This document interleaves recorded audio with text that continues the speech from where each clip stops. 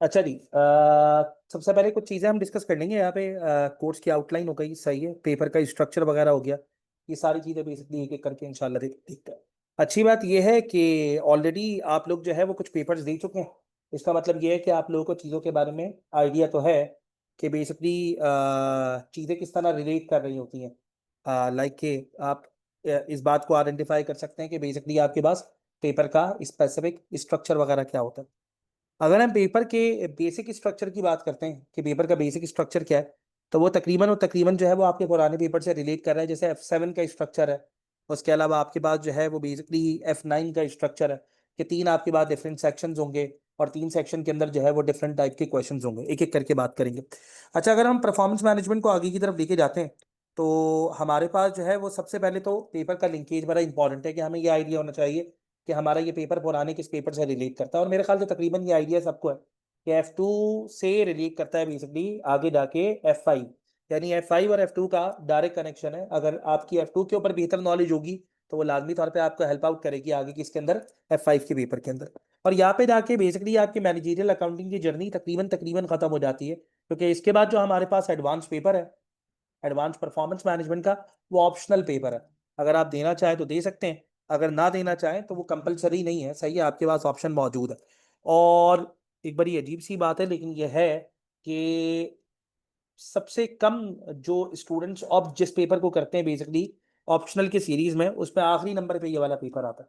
अगर आप triple A, AFM, triple उसके अलावा ATX की बात करें तो सबसे कम ऑप्ट किया जाने वाला पेपर जो आपको नजर आता है वो बेसिकली जो है वो APM का।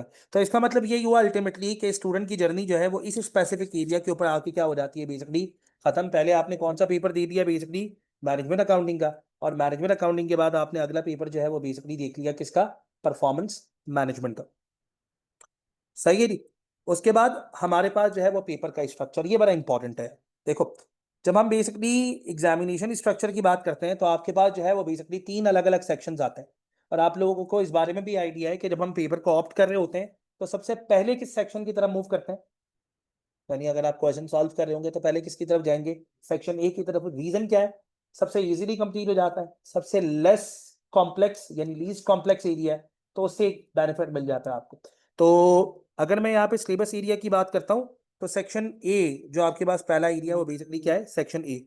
सेक्शन ए के अंदर आपके पास क्या आएंगे बेसिकली 15 ऑब्जेक्टिव टेस्ट क्वेश्चन। सो हर क्वेश्चन के मार्क्स कितने होंगे बेसिकली, दो। टोटल मार्क्स कितने होंगे बेसिकली 30।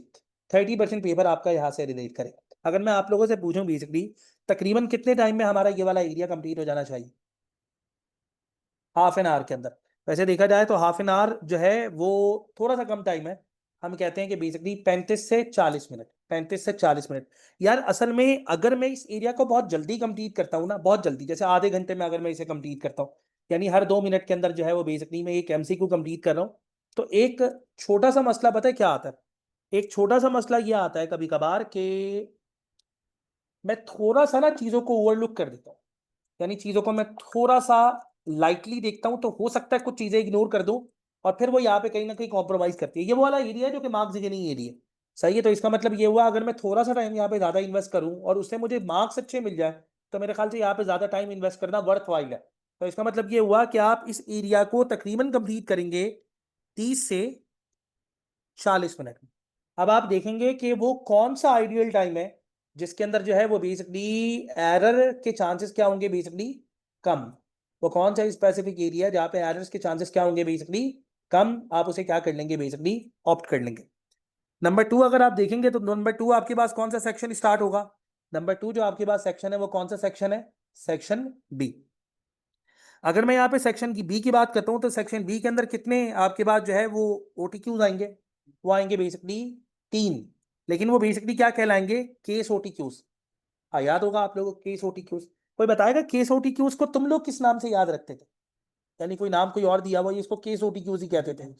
इसको MTQs भी कहते हैं, यानी मल्टी टास्क क्वेश्चन। इसके अंदर हर क्वेश्चन से तकरीबन कितने मार्क्स रिलेट करेंगे, 10 मार्क्स। अच्छा, एक बड़ी अच्छी बात यह होगी कि हर क्वेश्चन बिल्कुल डिफरेंट डायमेंशन के अंदर बनेगा, केस से तो रिलेट करेगा लेकिन उसकी डायमेंशन क्या होगी, डिफरेंट। उसकी डायमेंशन क्या होगी, डिफरेंट। क्योंकि अगर बेसिकली एक एरिया दूसरे एरिया से रिलेट कर रहा है, अगर एक एरिया दूसरे एरिया से रिलेट कर रहा है तो एक खास किस्म की प्रॉब्लम क्रिएट हो सकती है। और वो प्रॉब्लम क्या है कि अगर आपने एक जगह पे मार्क्स लूज किए तो लाजमी तौर पे वही मार्क्स आप दूसरी जगह पे भी क्या करेंगे, लूज करेंगे। तो ये एक छोटा सा प्रॉब्लम आ सकता है।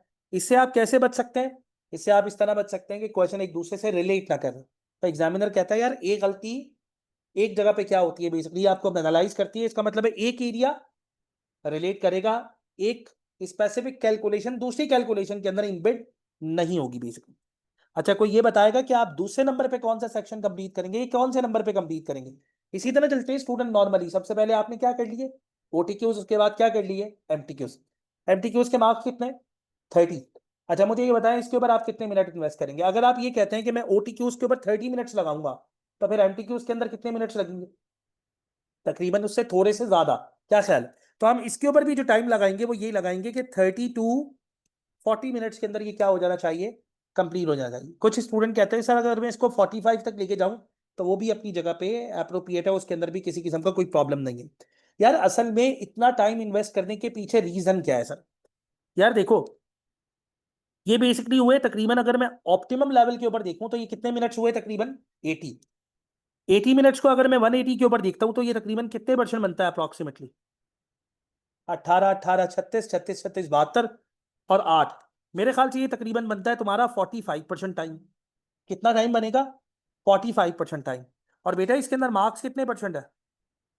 इसके अंदर मार्क्स है 60%। अब यार खुद बताओ, अगर मैं 60% को 45% टाइम भी ना दूं तो इसका मतलब क्या वाकई में ऐसा नहीं है कि मैं उसके साथ जाती कर रहा हूं? क्या ख्याल? यार ये बात मानने वाली है, मैं उसके साथ लिटरली जाती कर रहा हूं।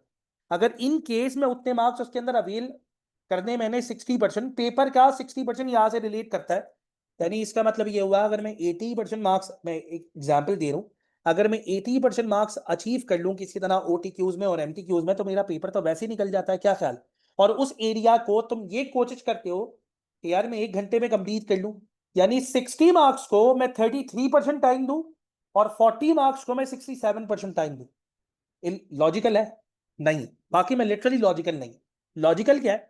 लॉजिकल ये है अगर वो एरिया आसान है तो 45% टाइम आप किसको दें? वैसे मैं पता है क्या, मैं क्या रिकमेंड करता हूं, मैं कहता हूं 50% टाइम दो 60 मार्क्स को और 50% टाइम दो 40 मार्क्स को। ये सबसे आइडियल कंडीशन, ये लिटरली सबसे आइडियल कंडीशन। और अगर इतना नहीं है ना तो कम से कम 80 मिनट तो निकालो। सही, 80 मिनट से पहले अगर आप इसे कंप्लीट करते हैं ना तो इसका मतलब है कहीं ना कहीं आपने उसके साथ थोड़ी बहुत ज्यादती की है। इसलिए कोशिश करनी है कि आप उसके ऊपर प्रॉपर टाइम एलोकेट करें। प्रॉपर टाइम एलोकेट करेंगे तो चांसेस बेहतर हो जाए। अच्छा, तुम लोगों ने आज तक क्या सोचा हुआ है कि अगर मैं मार्क्स अवेल करूंगा बेसिकली एमटीक्यूज और ओटीक्यूज से, तकरीबन अप्रोक्सीमेटली तुमने पहले से कोई टारगेट बनाया वो? क्योंकि देखो वो टारगेट हमें पेपर के अंदर काफी हेल्प करेगा। तुमने कोई टारगेट बनाया वो मैं कितने परसेंट मार्क्स जो है वो बेसिकली यहाँ से अवेल करूंगा? 35 to 40 मार्क्स अवेल करूंगा मैं। वैसे अगर आप लोगों को अपनी साइड से बताऊं तो मेरे ख्याल से ये जो दो सेक्शंस आपके पास है, इन दो सेक्शन से आपको 70% मार्क्स अचीव करने के बारे में सोचना है, यानी अप्रोक्सीमेटली तकरीबन 42। क्योंकि अगर देखो 70% मार्क्स कोई ज्यादा बड़ी बात नहीं है। इसका मतलब 70% मार्क्स का मतलब क्या हुआ, तुम हर 3 में से 2 ओटीक्यूज खराब कर दो, सॉरी सही कर लो और एक खराब कर दो, जब भी तुम्हारे 70% के करीब करीब मार्क्स। तुम लोग जो मुझे एरिया बता रहे हो बता रहे हो 67, लिटरली वही बता रहे हो। हर 3 में से 2 क्वेश्चन सही होंगे और एक क्वेश्चन गलत होगा तो अल्टीमेटली आपके 67% मार्क्स क्या हो जाएंगे, अचीव हो जाएंगे। और अगर यहाँ से आपने 67% मार्क्स अचीव कर लिए, यानी कि यहाँ से आपने अचीव कर लिए कितने मार्क्स, 40 मार्क्स, तो कहीं ना कहीं आपका पेपर अच्छा खासा क्या हो जाता है, सिक्योर। लेकिन यार अगर तुमने यहाँ पे 70% मार्क्स अवेल किए तो ये नहीं सोचना कि अगर आने वाले सीआरक्यू से मैं सिर्फ 10 ही निकालूंगा, क्योंकि हो सकता है कि उतना बेहतर ना जाए। तो लाजमी तौर पे अगले आने वाले एरिया से भी आपने ये सोचना है कि आपने बेहतर मार्क्स क्या करने हैं, बेसिकली अवेल करने हैं कहीं ना कहीं। खैर, सेक्शन ए हो गया। नंबर 2 क्या हो गया आपके पास, सेक्शन बी। और जब आपने सेक्शन ए और सेक्शन बी अपनी जगह पे क्या कर लिया, कंप्लीट कर लिया, तो उसके बाद नेक्स्ट सेक्शन जो आपके पास आता है वो आता है सेक्शन सी। सबसे लेंथी सेक्शन आपके पास यही है। एक्सेल का और वर्ड प्रोसेसिंग का यूजेज भी बेसिकली अगर देखा जाए तो यही है। यहाँ से कितने मार्क्स रिलेट करेंगे, यहाँ से मार्क्स रिलेट करेंगे बेसिकली 40 मार्क्स। वालेकुम अस्सलाम पीएम।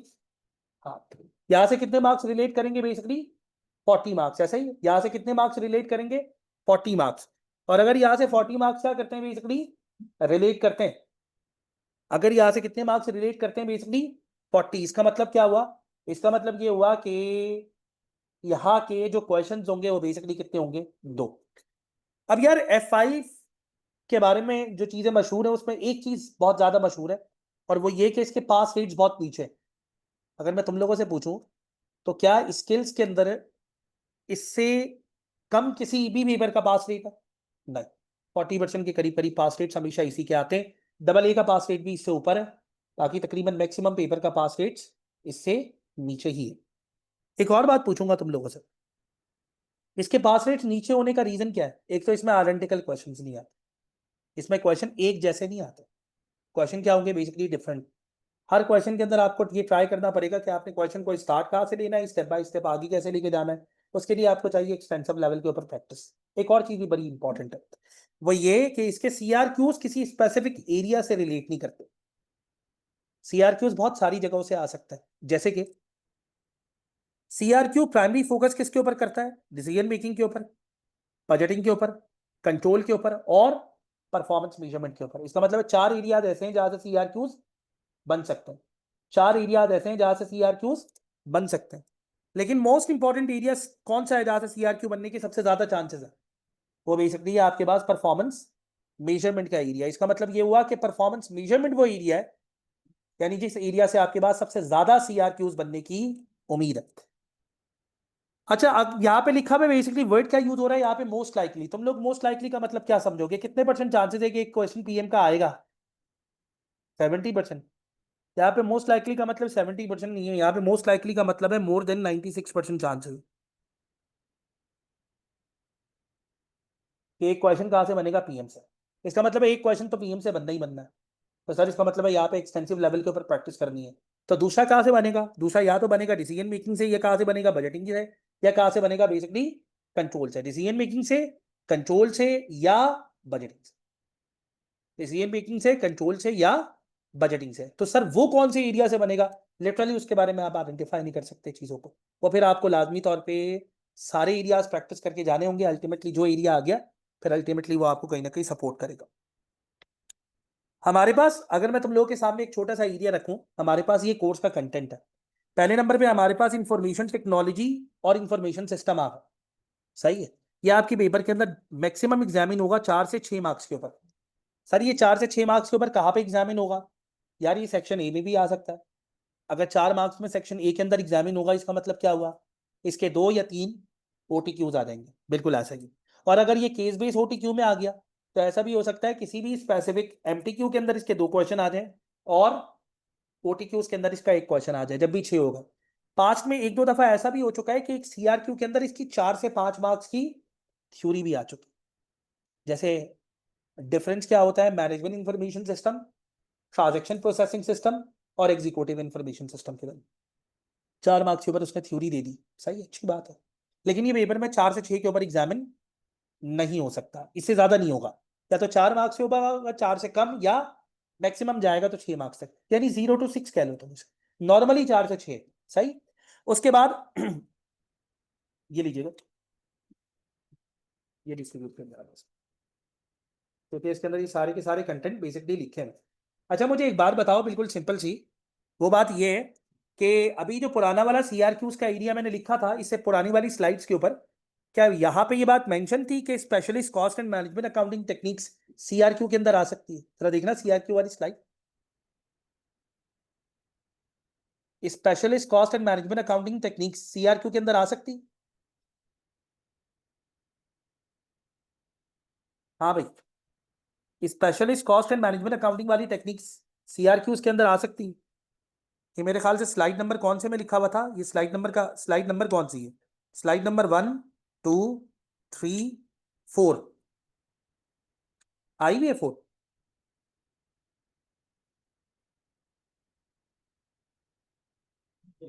है ना? कहाँ कहाँ से आ सकता है बेसिकली क्वेश्चन? या तो बन सकता है कहाँ से? डिसीजन मेकिंग से। ये कहाँ से बन सकता है? बजटिंग से। ये कहाँ से बन सकता है? कंट्रोल से। Specialist cost and management accounting techniques है? नहीं।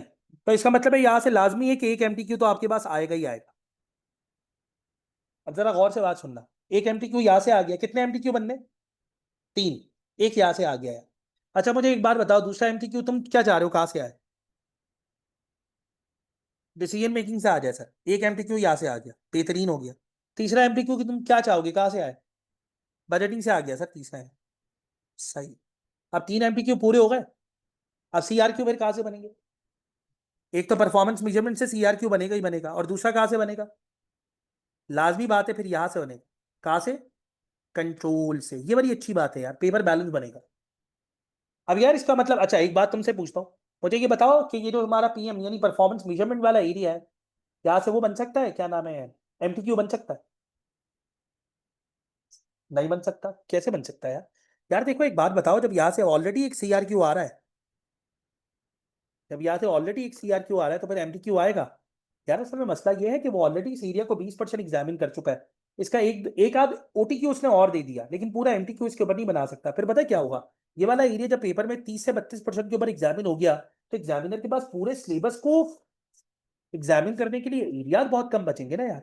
इसलिए लाजमी तौर पर नॉर्मली अगर हम देखें, तो अगर सीआरक्यू बनेगा पीएम से, तो पीएम से आप देखेंगे ना पास पेपर में, पिछले 10 साल के पास पेपर में कभी भी इसके ऊपर एमटीक्यू नहीं आया, क्योंकि इसके ऊपर नॉर्मली क्या आ रहा है, सीआरक्यू। जिस एरिया का सीआरक्यू आएगा वहां का एमटीक्यू नहीं आएगा। तुमसे एक एग्जाम्पल पूछता हूँ यार, ये रेशोज एनालिसिस है कहाँ पे, F7 के अंदर। रेशोज एनालिसिस पिछले तकरीबन सालों से, 10 सालों से हर साल सीआरक्यू में आ रहा है। क्या उसका एमटीक्यू बनता है? कंसोलिडेशन का एमटीक्यू बनता है? बनता है। कब बनता है? जब फाइनल अकाउंट आता है सीआरक्यू में। और जब फाइनल अकाउंट का एमटीक्यू उस सूरत में बन जाता है कि सीआरक्यू कहां से बन रहा है, बेसिकली कंसोलिडेशन से, यहां से भी मामला वही है। तो इसका मतलब ये हुआ कि अगर किसी स्पेसिफिक एरिया की तुम अच्छी खासी प्रैक्टिस करके गए और वहां से सीआरक्यू नहीं बना, तो यार कोई टेंशन वाली बात नहीं है, वो कहीं ना कहीं तुम्हें कवर अप कर देगा। कहां से? एमटीक्यूज के ऊपर और ओटीक्यूज के ऊपर। अच्छा एक एरिया के यानी स्टैंडर्ड कॉस्टिंग का अगर एक एमटीक्यू बना, तो कुछ ओटीक्यूज भी बनेंगे। वैसे एक बात मानने वाली है, जहां का सीआरक्यू बनता है वहां के भी ओटीक्यू एक आध आ ही जाता है। तो सर अगर हम इन 5 एरियाज को देखें, तो आइडियली ये 5 एरियाज इस तरह है। ये पेपर के अंदर कितना एग्जामिन होगा? 6%। जब ये पेपर के अंदर 6% एग्जामिन हो रहा है, जरा गौर से बात सुनना, अगर ये पेपर के अंदर 6% एग्जामिन हो रहा है, तो पेपर बच कितना गया? 94%। और 94% के अंदर बेसिकली 4 एरियाज बचे।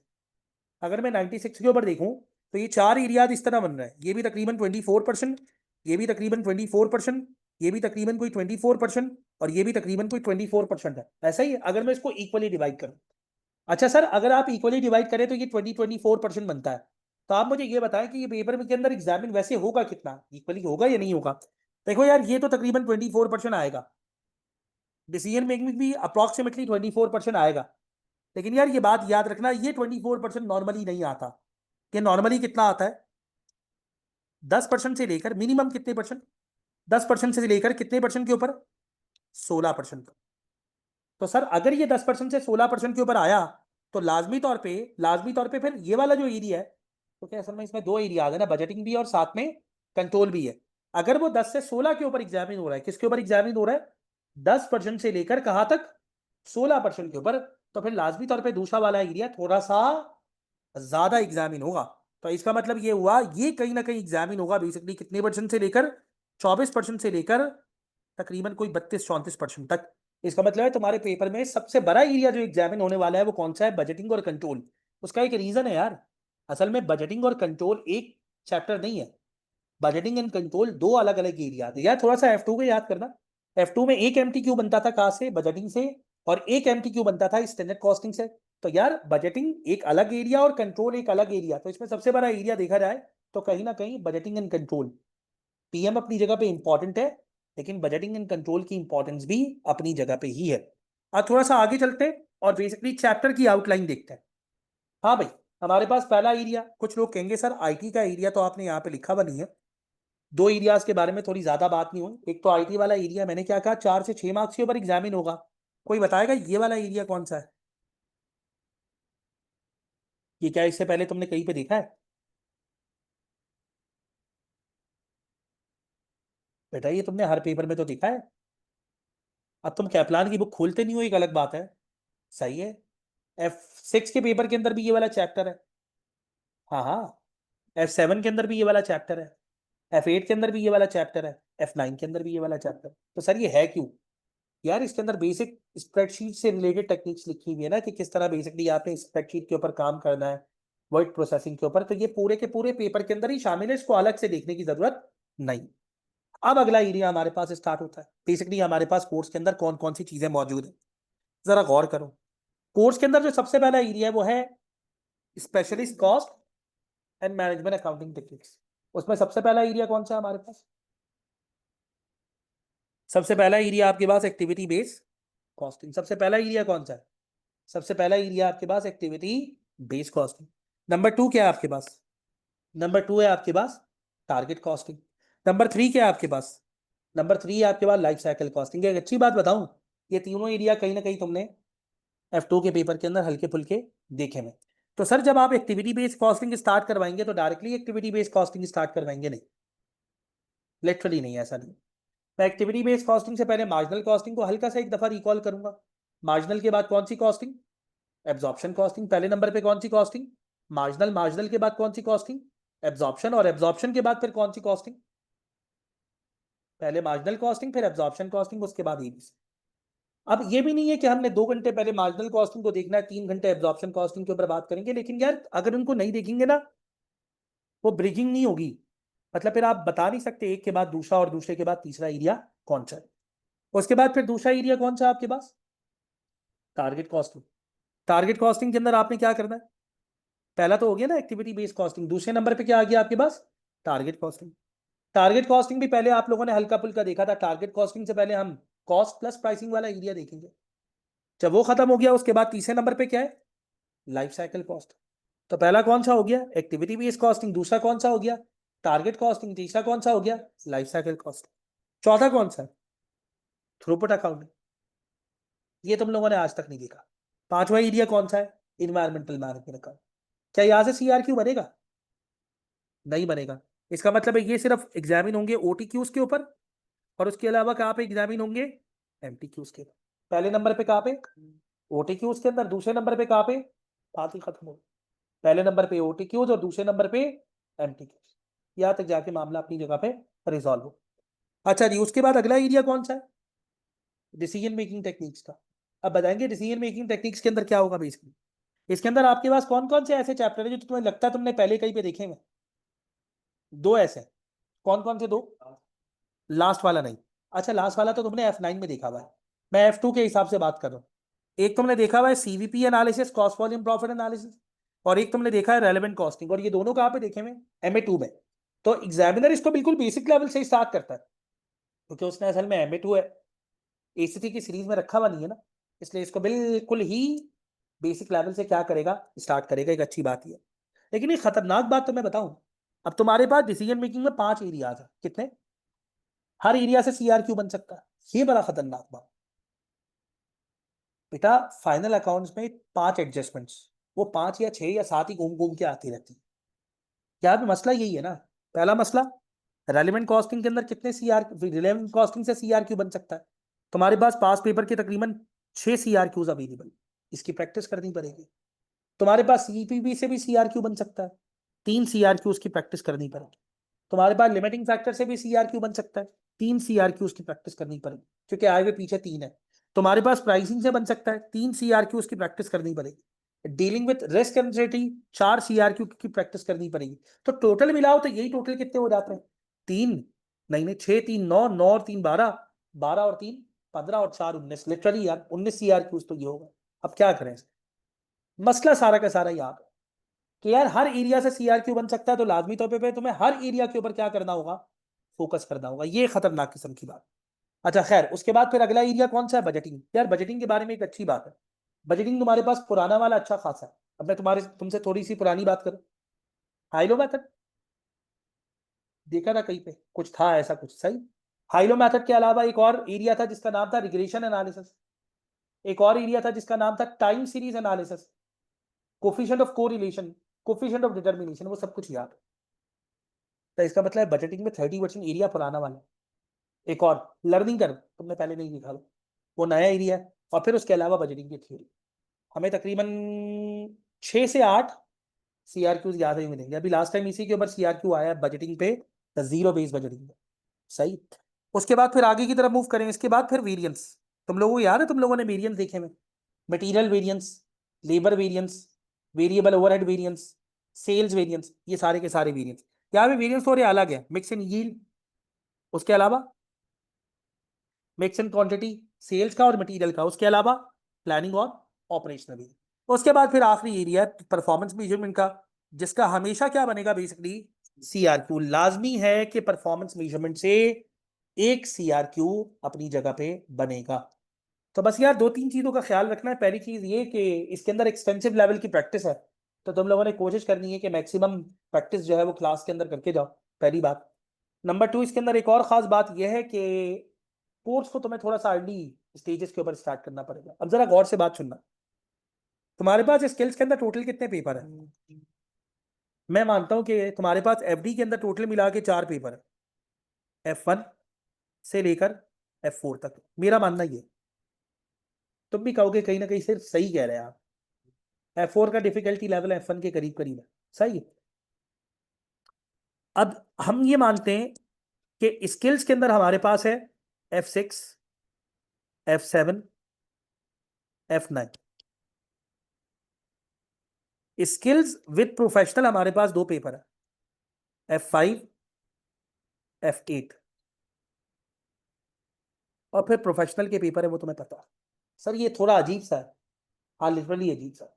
मैं ये कहता हूं कि अगर तुम एफडी की बात करोगे तो एफडी के लेवल के हमारे पास 4 पेपर है, F1, F2, F3, F4। Sir skills के लेवल के हमारे पास 3 पेपर है, F6, F7 और F9। सर 2 पेपर हमारे पास पता है ऐसे हैं जो ब्रिजिंग करते हैं बेसिकली किसको, स्किल्स लेवल को प्रोफेशनल लेवल के। यानी ये तुम्हें ना एक डेमो देते हैं कि बेटा प्रोफेशनल लेवल के ऊपर तुमने जाके इस तरह मेहनत करो।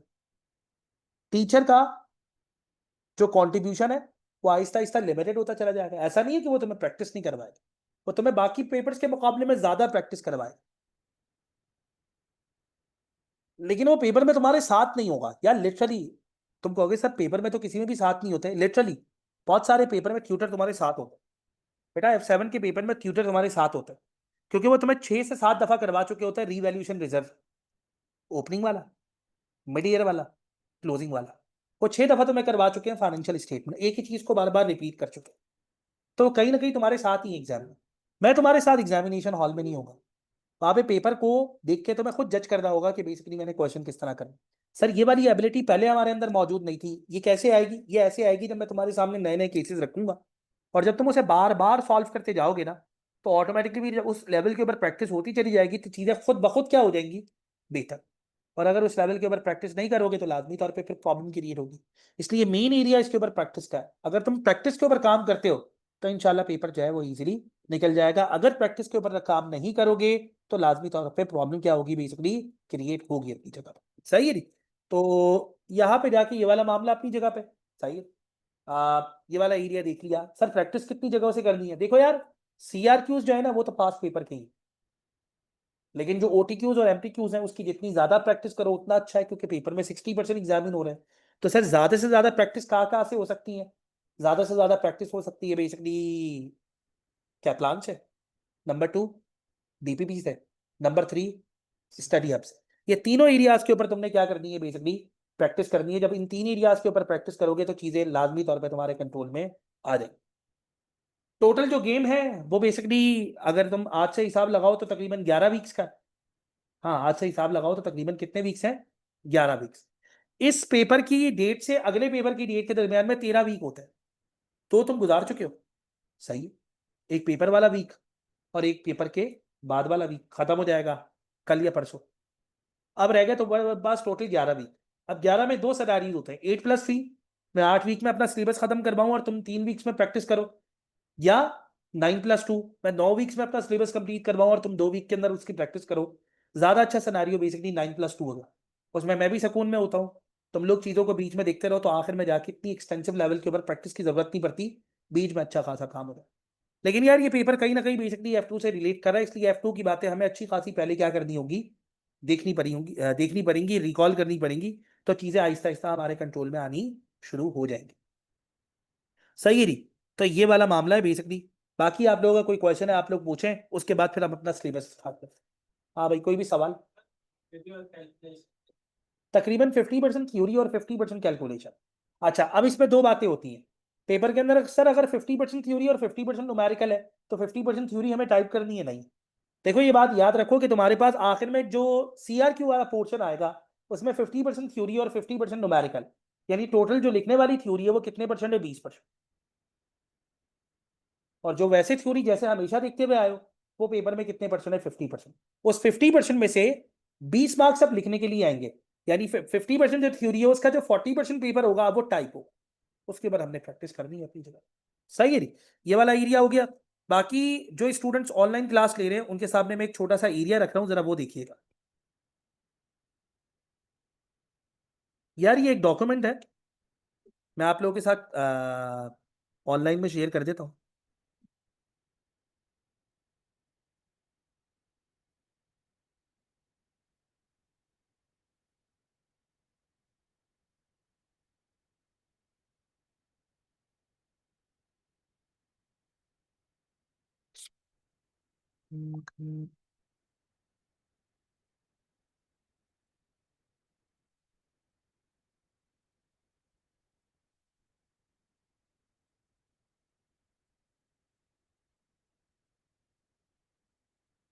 यार ये एक स्पेसिफिक QR कोड है, या बेसिकली एक स्पेसिफिक आपके पास क्या है, बेसिकली लिंक है ड्राइव की। सही है, इसको जो है वो आप क्या करना है, बेसिकली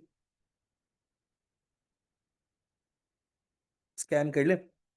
तो यहाँ से आपको वो डॉक्यूमेंट मिल जाएगा जो मैं अभी क्लास के अंदर बेसिकली शेयर करने वाला हूँ, और वो वाला डॉक्यूमेंट भी मिल जाएगा जो मैंने क्लास के अंदर ऑलरेडी क्या कर दिया, बेसिकली शेयर कर दिया है। सही है। यार इसके अंदर मैंने कुछ क्वेश्चन रखे हैं जो कि बेसिकली एग्जामिन तो F5 के पेपर के अंदर हुए, लेकिन उसका F5 से ज्यादा बेसिकली किसके साथ कनेक्शन है, F2 के साथ। सही है। यहाँ पे जितने भी क्वेश्चन रखे गए हैं उन सारे के सारे क्वेश्चन को रखने के पीछे कोई ना कोई रीजन थी। क्वेश्चन को ऐसे ही रैंडमली सेलेक्ट करके बेसिकली पुट करने की कोशिश नहीं की, बल्कि लिटरली जो हर क्वेश्चन आप लोगों के सामने आ रहा है उसके पीछे कोई ना कोई लॉजिक है। सही है। तो मुझे स्टूडेंट्स बता देंगे ऑनलाइन में कि उन्होंने फाइल जो है वो अपने पास डाउनलोड कर ली है। आपके पास हेडिंग क्या आ रही है, बेसिकली रिवीजन क्वेश्चन है आपके पास, जो कि रिलेट कर रहे हैं किससे, मैनेजमेंट अकाउंटिंग से। जी स्टूडेंट जरा इसको एक दफा एक्सेस करके देख लीजिएगा, अगर ये एक्सेस हो गया तो मुझे बताइएगा।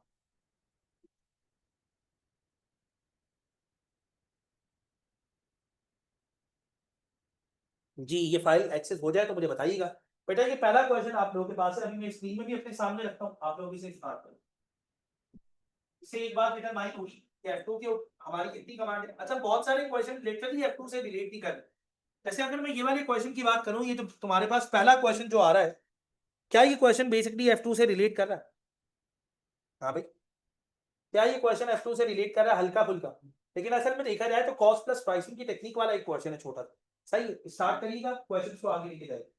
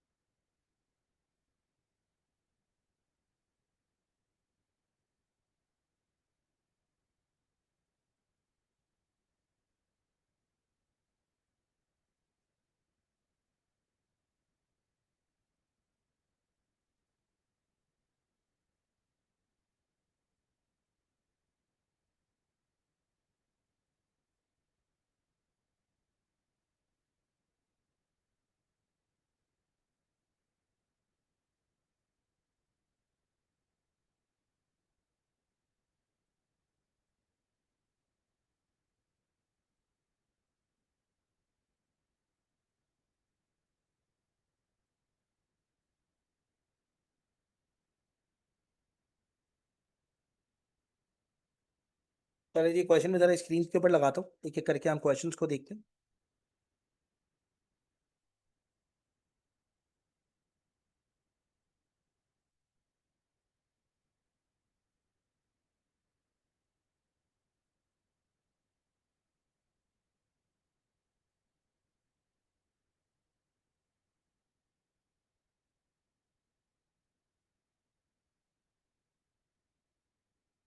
पहला क्वेश्चन कंप्लीट किया आप लोगों ने?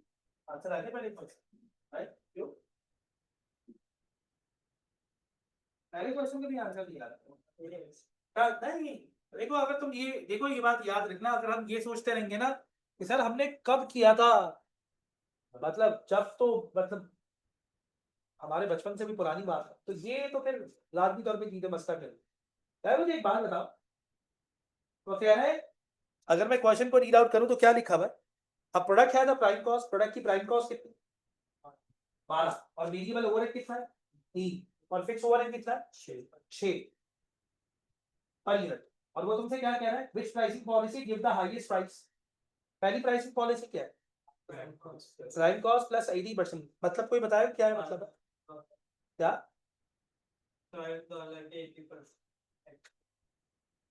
प्राइम कॉस्ट प्लस 80% का मतलब समझाओ, प्राइम कॉस्ट प्लस 80% का मतलब क्या हुआ जी? प्राइम कॉस्ट प्लस 80% का मतलब भाई, प्राइम कॉस्ट प्लस 80% क्या है? प्राइम कॉस्ट के अंदर प्लस क्या करो? 80% प्रॉफिट। तो करो प्राइम कॉस्ट के अंदर 80% प्रॉफिट, पहली प्राइस आ जाएगी। दूसरा क्या कह रहा है? Marginal cost plus, marginal cost plus 60%। तो मार्जिनल कॉस्ट कितनी है? मार्जिनल कॉस्ट पहले ऊपर देखो, मार्जिनल कॉस्ट कितनी है, उसके अंदर 60% लेके क्या करो? ऐड करो। तीसरा क्या कह रहा है? Absorption cost plus pricing. यहाँ पे एब्जॉर्प्शन कॉस्ट आइडेंटिफाई करने की कोशिश करो, और उसके अंदर कितने परसेंट प्रॉफिट ऐड करोगे? 20%। और उसके बाद फिर तीसरा एरिया, लेकिन एक ही करके उसके ऊपर लिखो तो।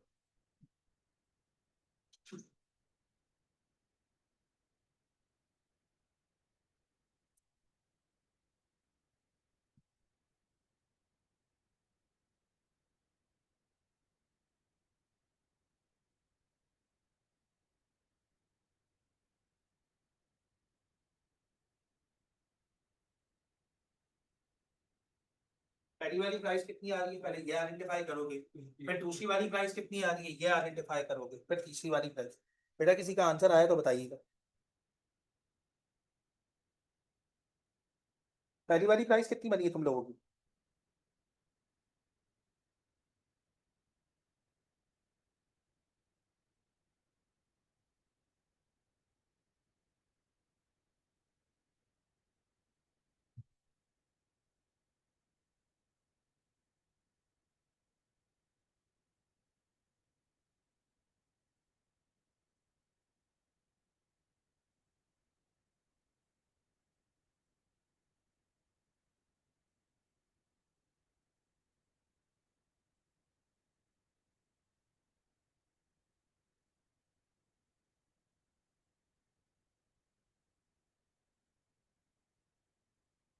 प्रॉफिट कितना दिया था कॉस्ट को? प्लान कॉस्ट को पहले, सम को पहले नहीं ना, लिखा हुआ क्या है? चार अलग अलग ऑप्शन लिखे हैं ना, पहले नंबर पे क्या लिखा हुआ है? कह रहे किस प्राइसिंग पॉलिसी से सबसे हाईएस्ट प्रॉफिट आएगा? पहली प्राइसिंग पॉलिसी क्या है? Prime cost plus 80%। दूसरी क्या है? Marginal cost plus 60%। तीसरा क्या है? Total absorption cost plus 20%। और चौथा क्या है? बिल्कुल ऐसे।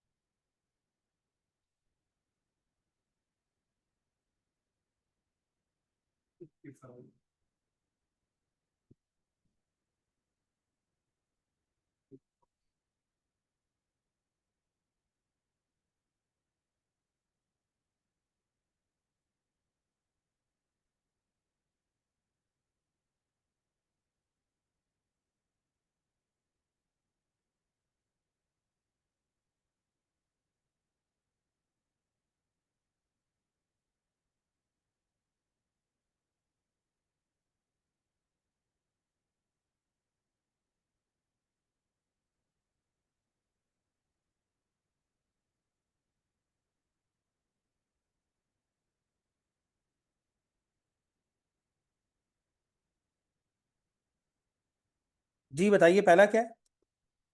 पहले वाले में क्या कह रहे हैं, पहले वाले में कह रहे हैं बेसिकली प्राइम कॉस्ट प्लस 80%। बताइए प्राइम कॉस्ट कितनी है। प्राइम कॉस्ट है 12, उसके ऊपर कितना प्रॉफिट चाह रहा हूं मैं। प्रॉफिट चाह रहा हूं मैं 80%। बताओगे प्रॉफिट 80% कितना होगा। 9.6। कोई बताएगा यहाँ पे प्राइस कितनी बनेगी। 21.6। ये सबसे हाईएस्ट है या नहीं है। सर कैसे बता, अभी बाकी तो कैलकुलेट कर ले।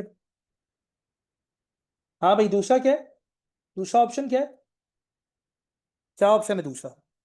दूसरा ऑप्शन है बेसिकली मार्जिनल कॉस्ट प्लस 60%, ऐसा ही है।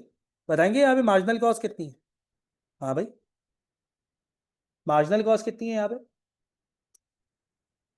कितनी है मार्जिनल कॉस्ट। प्राइम कॉस्ट पे क्या ऐड करते हैं तो मार्जिनल कॉस्ट आती है। नहीं, वेरिएबल कॉस्ट। तो बताओ मार्जिनल कॉस्ट कितनी है। मार्जिनल कॉस्ट हो गई 15। 15 के ऊपर कितना प्रॉफिट कमाना चाह रहे हो तुम। कितने परसेंट, कितने परसेंट। 60% लगाओ, 15 के ऊपर 60% कितना बनता है। 9। अमाउंट क्या बनेगी, अमाउंट बनेगी बेसिकली कितने की, 24 की। अभी तक सबसे बेहतर कौन सा है। अभी तक सबसे बेहतर है बेसिकली 24, क्या ख्याल है। यही है ना। अभी तक सबसे बेहतर कौन सा है, 24। तीसरा बताओ एब्जॉर्प्शन कॉस्ट कितनी है। हाँ भाई, हाँ बताओ एब्जॉर्प्शन कॉस्ट कितनी है। एब्जॉर्प्शन कॉस्ट कितनी है। एब्जॉर्प्शन कॉस्ट है 21। सारे ऐड करके एब्जॉर्प्शन कॉस्ट कितनी आ गई, 21। अब ये बताओ इसमें प्रॉफिट कितना है, कितना है। 4 कितना है बेसिकली 4.2। तो अमाउंट क्या आएगी 25 25.2 या 25.3, 25.2। इन सब में अभी तक सबसे बेहतर कौन सा है। सबसे बेहतर है ये। लेकिन पहले डी भी देख लें यार, वो तुम लोगों को मार्जिन वाला केस याद है ना। यहाँ पे ये बताइए, ये जो आखिर वाला ऑप्शन है इसकी सेलिंग प्राइस कितनी है। नहीं पता। कॉस्ट कितनी है। नहीं, कॉस्ट है 21। कॉस्ट 21 है ना। कॉस्ट कितनी है 21। ऐसा ही है। अब ये बताओ कॉस्ट अगर 21 है तो प्रॉफिट कितना है, नहीं पता। लेकिन प्रॉफिट की परसेंटेज निकाले, कितने परसेंट है। दोबारा बताएं, प्रॉफिट कितने परसेंट है। 14%। सेलिंग प्राइस कितने परसेंट है, 100%। तो कॉस्ट कितने परसेंट है। नहीं नहीं, 84%, 86%। बताइए अब सेलिंग प्राइस कितनी आएगी।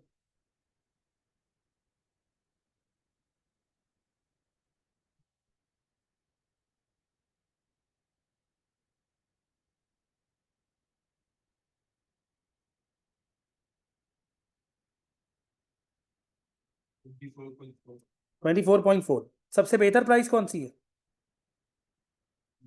सबसे बेहतर प्राइस है बेसिकली आपके पास सी। सबसे बेहतर प्राइस कौन सी है, सी, क्योंकि सी के अंदर अमाउंट कितनी है बेसिकली 25.2। अब देखो यहाँ पे जाके तुम लोगों ने ना कुछ चीजों के बारे में अपने दिमाग में एक बात रखनी है। अगर तुम लोग ये सोच रहे हो ना कि हमें कुछ भी नहीं पता, तो यार ऐसा तो हो नहीं सकता। तुम लोगों ने 1 साल लगाया यार मैनेजरियल अकाउंटिंग के बाद, चीजों को सिर्फ क्या करना है बेसिकली रिकॉल करना है। इसको कॉपी करें फिर उसके बाद दूसरे क्वेश्चन की तरफ मूव करें।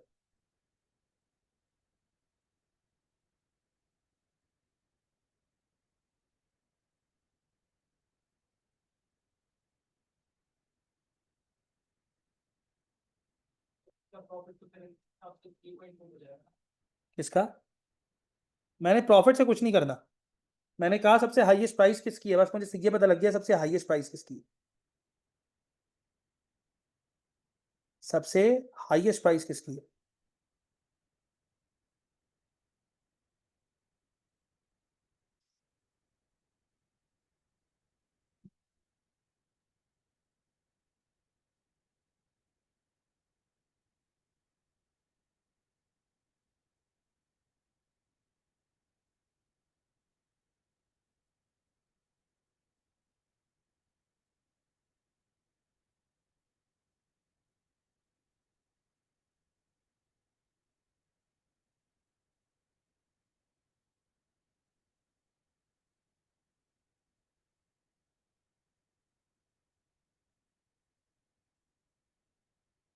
अगला क्वेश्चन देख।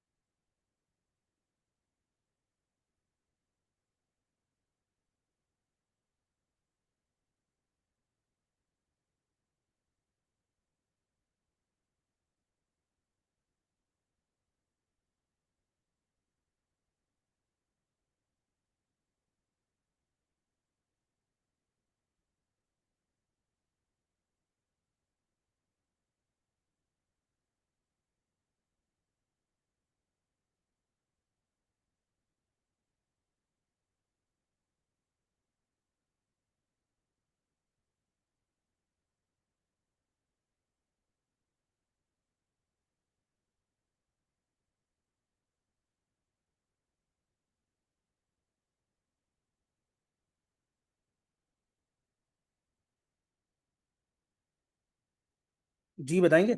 अगला क्वेश्चन किया आप लोगों ने? हाँ भाई। याद है जब दो अलग अलग एक्टिविटी लेवल गिवन होते हैं और दो अलग अलग कॉस्ट गिवन होती है, अब कुछ, अब आहिस्ता आहिस्ता कुछ ना कुछ याद आना शुरू हुआ होगा आप लोगों को तो हम कोई मेथड यूज करते हैं, नाम क्या था उस मेथड का? High low. किसी को फार्मूला याद है हाई लो का?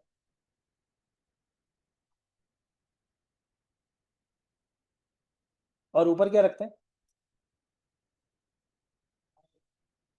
ऊपर रखते हैं cost. Cost at high activity level minus cost at low activity level divided by high activity level minus low activity level. तो उससे क्या निकलती है? Variable cost. सही। कैलकुलेट करो। फार्मूला था cost at high activity level. क्या? Cost at high activity level minus cost at low activity level. ऊपर क्या रखते हैं? कॉस्ट। और नीचे रखते हैं high activity level minus low activity level, यानी एक्टिविटी लेवल। तो कॉस्ट को जब एक्टिविटी लेवल से डिवाइड करते हैं तो कॉस्ट पर यूनिट आ जाता है खुद।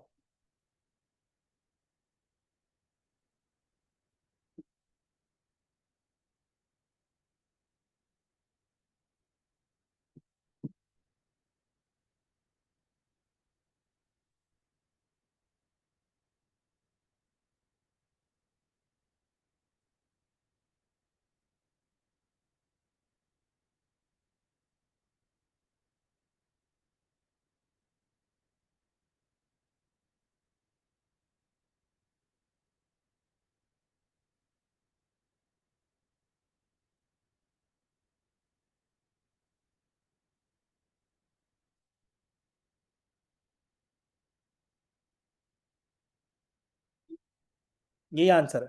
आंसर क्या आ रहा है इसका? 20। और रीड आउट करते। Production overhead recent historic cost analysis has revealed the following production overhead data.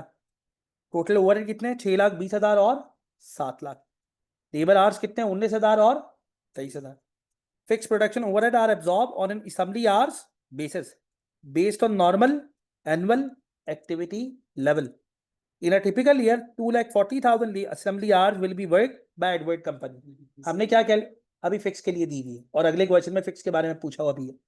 हमने यहाँ पे क्या कैलकुलेट करना है? हमने यहाँ पे कैलकुलेट करना है वेरिएबल कॉस्ट पर आवर। यार अगर मैं यहाँ पे variable cost per hour calculate करता हूँ तो असल में मैंने कॉस्ट पर आवर कैलकुलेट करना है। तो मैं न्यूमरेटर में क्या रखूंगा? कॉस्ट। और डिनोमिनेटर में क्या रखूंगा? आर्स। मैं न्यूमरेटर में क्या रखूंगा? कॉस्ट। और डिनोमिनेटर में क्या रखूंगा? आर्स। अब मुझे ये बताइए ऊपर कॉस्ट कितनी है? 700,000 माइनस 620,000 डिवाइडेड बाय 23,000 माइनस 19,000। ऐसा ही है। आंसर क्या आएगा? 20 पर आर। अच्छा कोई मुझे ये बताएगा कि जो टोटल कॉस्ट होती है इसमें दो तरह की कॉस्ट होती है, कौन कौन सी? फिक्स भी होती है और दूसरी क्या होती है? वेरिएबल। ऐसा ही है ना? अब अगले वाले में वो तुमसे क्या पूछ रहा है? फिक्स निकालो। अच्छा सिर्फ फिक्स ना निकालना, फिक्स कॉस्ट कैलकुलेट करने के बाद फिक्स कॉस्ट पर आर कैलकुलेट करना। तो जब तुम क्वेश्चन रीड आउट करोगे तो और ज्यादा क्लियर हो जाएगा।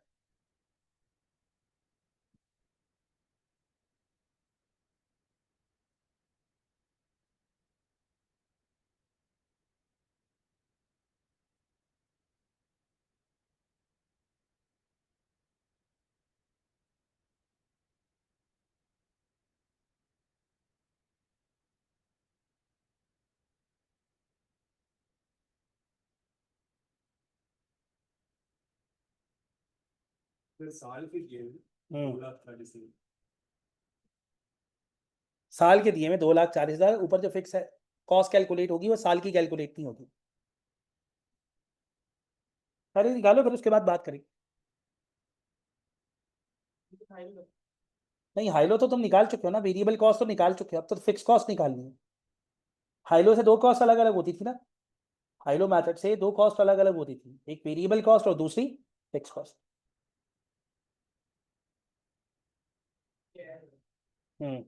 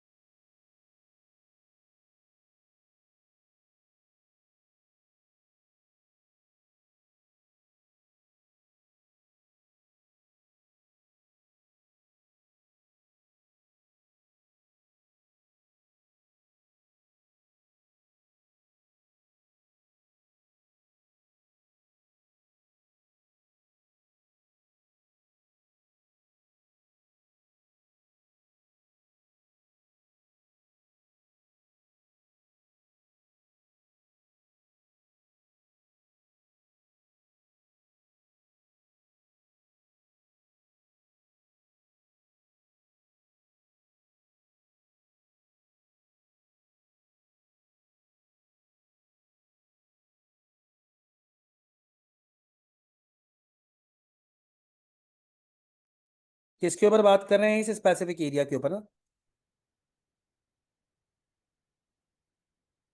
ऐसे ही है।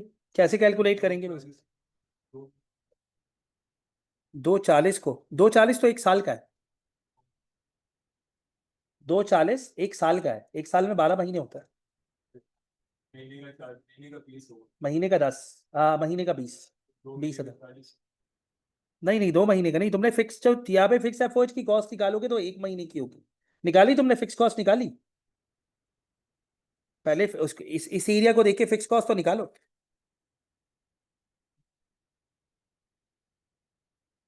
फिक्स कॉस्ट के लिए वो वाली मैंने लिखी थी ना अभी एक छोटी सी इक्वेशन, मैंने कहा था टोटल कॉस्ट में दो तरह की कॉस्ट होती है, कौन कौन सी? एक फिक्स और दूसरी बेहतरीन।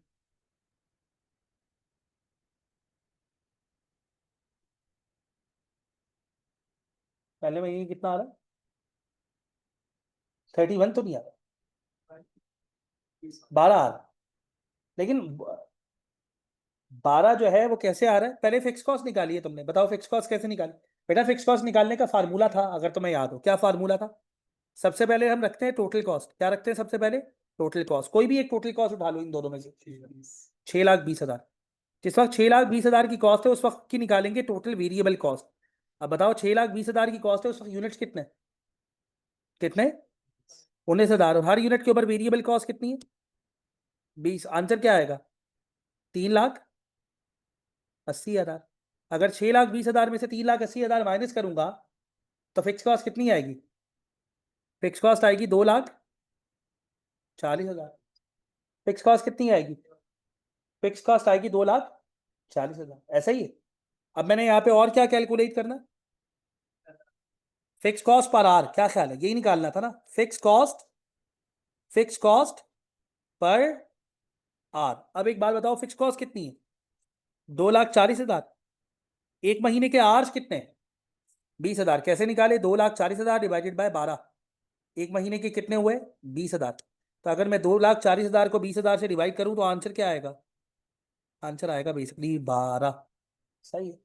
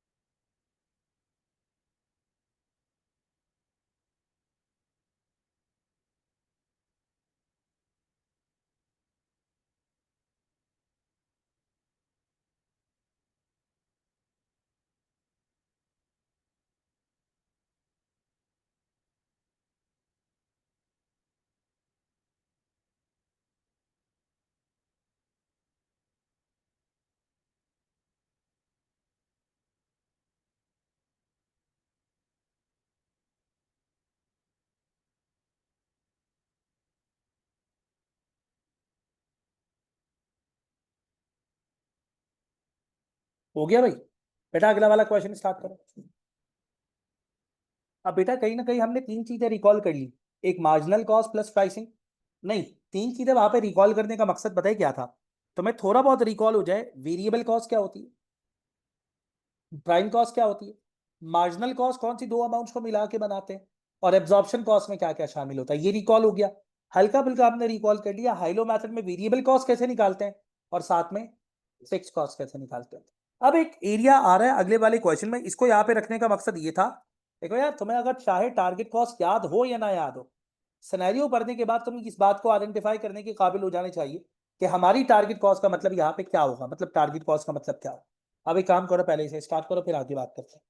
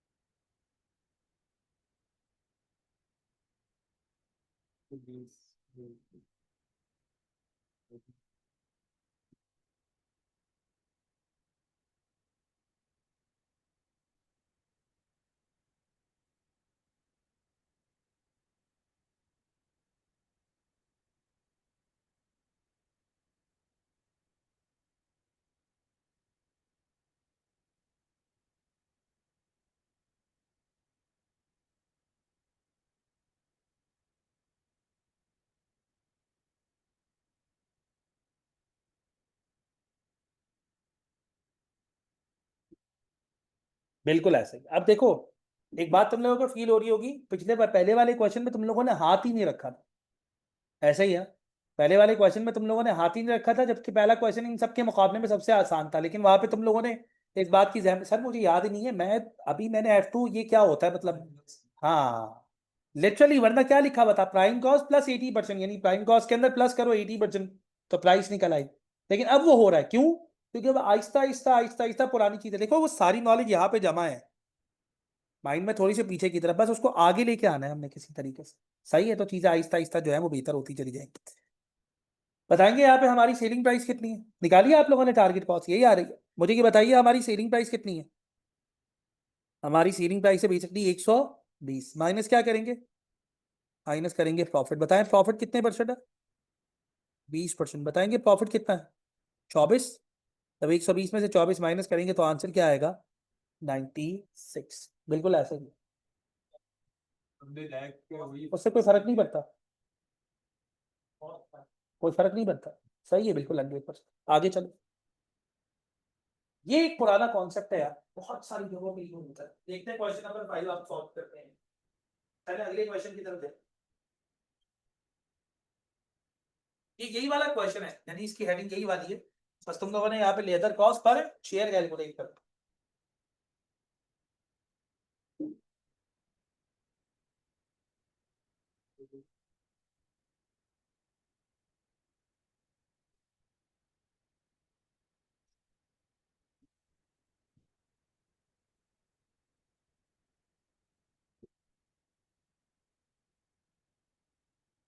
बिल्कुल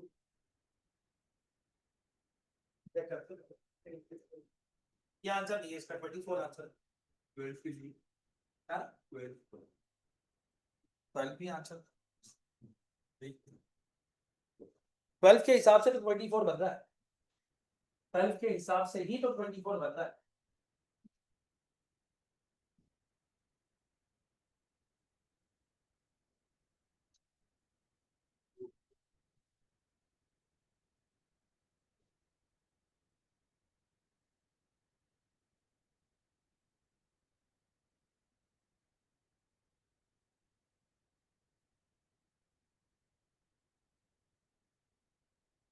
दो सौ है हम्म 200%। इसका भी फॉर्मूला है।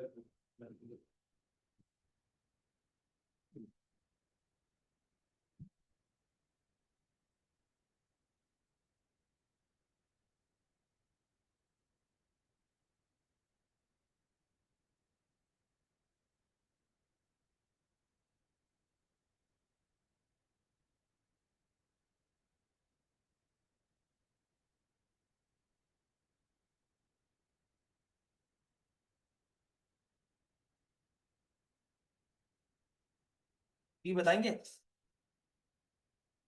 हाँ भाई, तुम लोगों ने कितना कितना लिया बेसिकली, क्या कॉस्ट क्या निकल रही है तुम लोग की?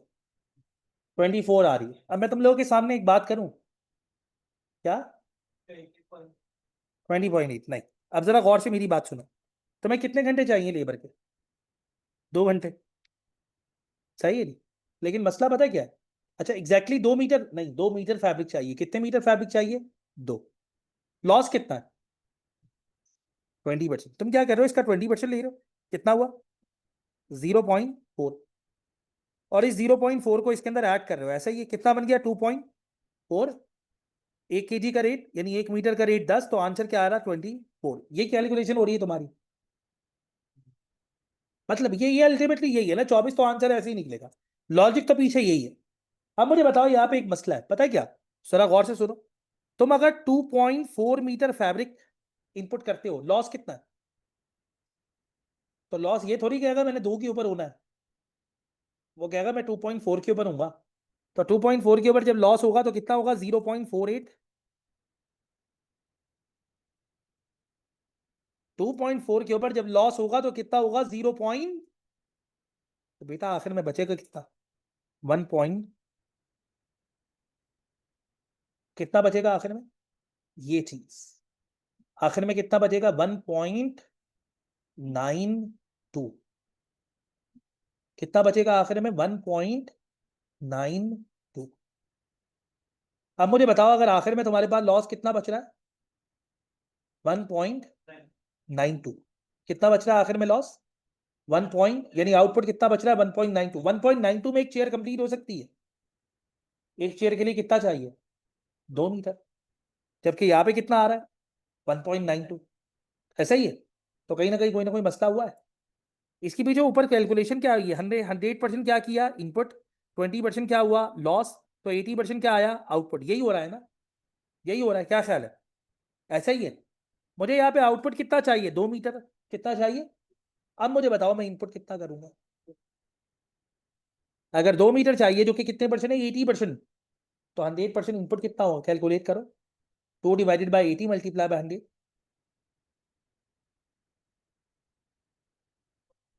2.5 मीटर। और ये बताओ अगर मैं 2.5 मीटर का इनपुट करूंगा तो लॉस कितना होगा, 0.4 थोड़ी होगा। करो 2.5 के ऊपर 20% लॉस लगाओ, 0.5। तो आ गया आउटपुट तुम्हारे पास 2। अब तुम मुझे बताओ, तुम खुद बताओ मुझे देख के कि 2.5 मीटर इनपुट करोगे या 2.4 मीटर इनपुट करोगे। तो क्या अगर तुमने 2.4 किया तो फिर 2 मीटर का आउटपुट नहीं आ पाएगा। तो तुम कितना इनपुट करोगे, 2.5। और 1 मीटर कितने का है, $10 का। तो अगर मैं 2.5 मीटर को $10 से मल्टीप्लाई करता हूं तो आंसर क्या आएगा, आंसर आएगा 25। तो इसका आंसर 24 नहीं है, बल्कि कितना है, 25। बेटा ये किसके ऊपर है, मटीरियल के ऊपर। अगला वाला किसके ऊपर है, लेबर के ऊपर। अगला वाला करना, अगला वाला यही सवाल लेबर के ऊपर, यही मतलब ये वाला क्वेश्चन नहीं है। इसी तरह का लॉस लेबर के ऊपर है, वो कंप्लीट।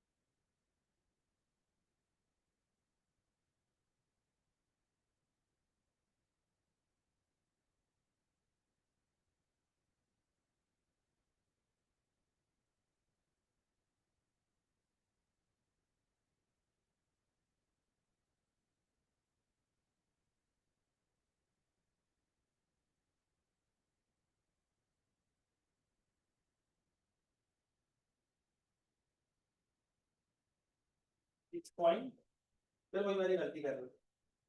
कितना आ तुम्हारा, तुम्हारा भी यही आ रहा है, नहीं फिर मेरे हिसाब से वही वाली गलती कर रहे हो जो अभी थोड़ी देर पहले। तो पिछले वाले क्वेश्चन के अंदर गलती की है, वही वाली गलती दोबारा कर रहे हो। तुमने क्या किया, 7 आंसर। दोबारा चेक करो।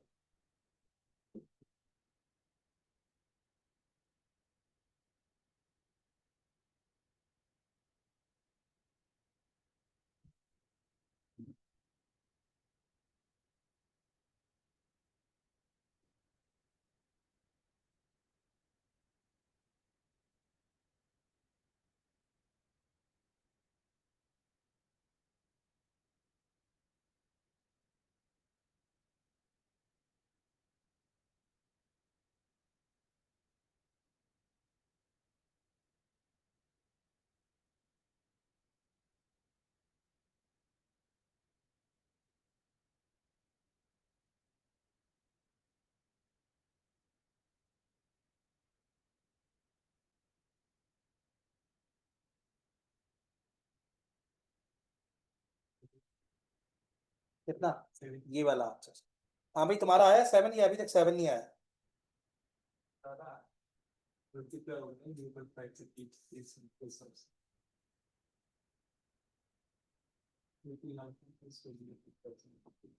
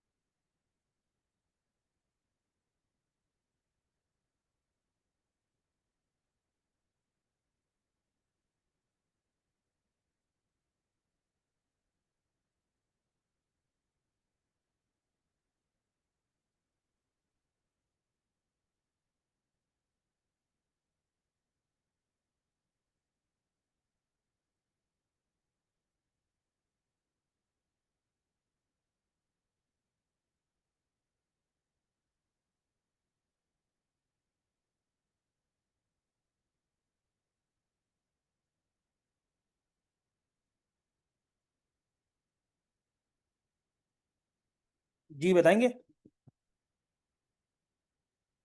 कितने मिनट्स कितने? 30 minutes. 30 minutes multiply by 30 minutes divided by 60, यानी आवर्स कितने? 0.5। ऐसा ही है। अब यार मुझे एक बात बताओ, अगर ये 0.5 आवर्स है तो यहाँ पे आइडल टाइम कितना है? वेस्टेज कितना है? 12% तो नहीं, 10%। अब मुझे एक बात बताया, मैं क्या करूं इसमें? 10% लेके ऐड करूं या इसको डिवाइड करूं 90% से? नहीं नहीं, मल्टीप्लाई अगर मैं ये इस अमाउंट का 10% लेके ऐड करूं या डिवाइड करूं 90% से? 10% निकलेगा फिर प्लस हो तो ये अगर मैंने इसका 10% निकाला तो ये तो बन गया 0.55। और 0.55 को जब तुम मल्टीप्लाई करोगे 12.6 से तो आंसर 7 आएगा ही नहीं। नहीं आएगा आंसर 7। तो वही तो मैं कह रहा हूँ, उस तरह थोड़ी करेंगे। क्या करेंगे? 0.5 आवर्स मल्टीप्लाई बाय 12.6। आंसर क्या आएगा? आंसर आएगा बेसिकली, कितना आ रहा था? 6.3। अब तुमने क्या किया होगा? 6.3 का 10% लेके ऐड कर दिया, वही वाली गलती जो पिछले क्वेश्चन में की है। वहां भी तो यही किया था, लेकिन वो गलत हुआ था ना। क्यों? क्योंकि उसकी कैलकुलेशन यहाँ पे मिसमैच नहीं हो रही थी अभी थोड़ी देर पहले। क्या हम 10% लेके ऐड करेंगे या उसको डिवाइड करेंगे 80% से? डिवाइड किया था ना 80% से। इसी तरह यहाँ पे क्या करेंगे? ऐड करेंगे या डिवाइड करेंगे? डिवाइड करेंगे। डिवाइड करेंगे किससे? 90% से। जब मैं इसको 90% से डिवाइड करूंगा तो आंसर क्या आ जाएगा? आंसर आ जाएगा 7। और यही स्पेसिफिक आंसर। लेकिन आंसर से नहीं मतलब वो कैलकुलेशन तुमने वही की है, कैलकुलेशन चेंज थोड़ी की है। कैलकुलेशन तुमने वही की है, कैलकुलेशन में कोई फर्क नहीं है। सही है, वो आगे पीछे एक नंबर पहले या एक नंबर बाद में कैलकुलेट हो सकता है, लेकिन पीछे जो कैलकुलेशन थी वो कैलकुलेशन ही थी। सही है। चलो, क्वेश्चन नंबर 6 हो गया। क्वेश्चन नंबर 7 की तरफ मूव करो। कौन सा लेंदी क्वेश्चन?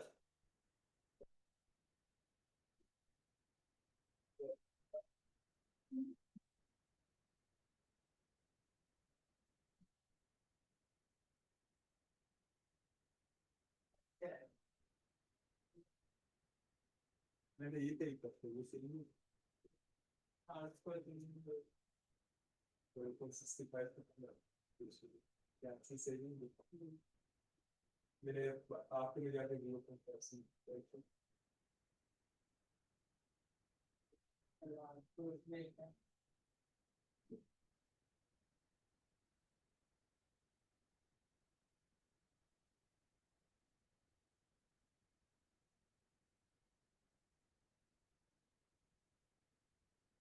जैसे वहां पे मैंने डिवाइड किया था 80% से, यहाँ पे मैंने डिवाइड किया किससे? वही इनपुट में 10% लॉस होगा तो आउटपुट आएगा। आउटपुट कितने परसेंट आएगा? 90%। उसी हिसाब से मैंने उसको क्या किया है? क्रॉस अप किया। और यार ये चीज तो हर जगह पे यूज होती है।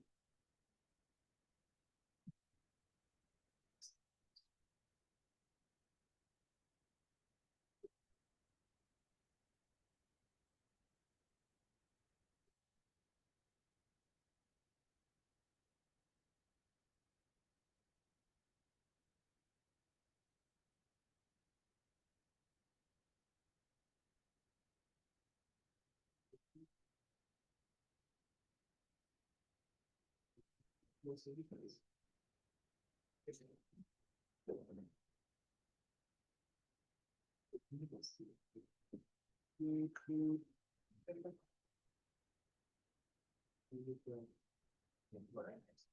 राइट साइड कॉस्टिंग तुम लोगों ने F2 के वक्त में हल्का से देखा है, लेकिन अगर मैं तुमसे एक बात पूछूं, वैसे तुमने यहाँ पे क्या कैलकुलेट करना है?